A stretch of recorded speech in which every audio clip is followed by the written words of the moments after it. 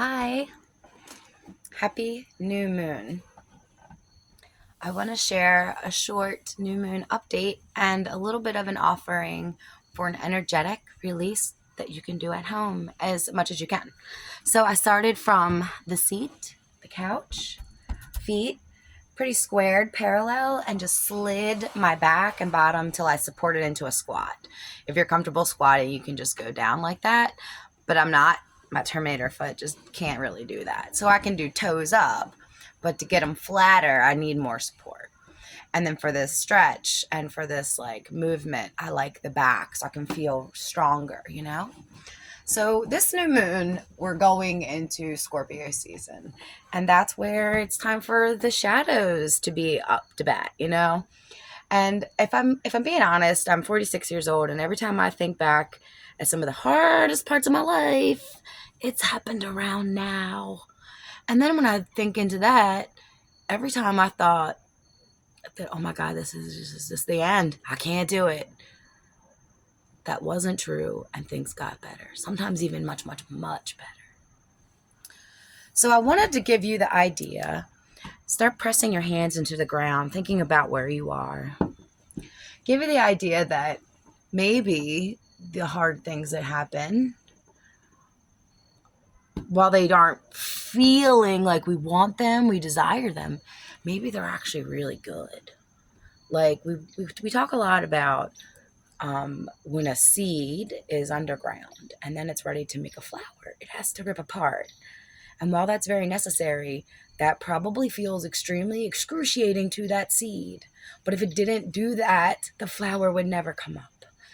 So what if we could know, pressing into the ground, anything that I'm experiencing is for the highest experience that I've called in, for the highest version of me, for my greater good, for everything I want to come through, it has to come through the seed.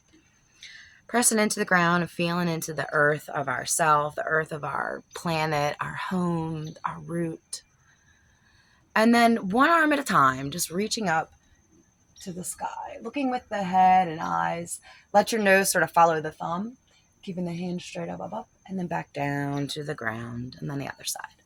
What if we could know that during these seemingly excruciating moments where it feels like if I were a seed, I would be ripping apart. What if I could know that this ripping apart is exactly what I want to make the flower come out that I've been manifesting all summer long? How do I know? What if I could know?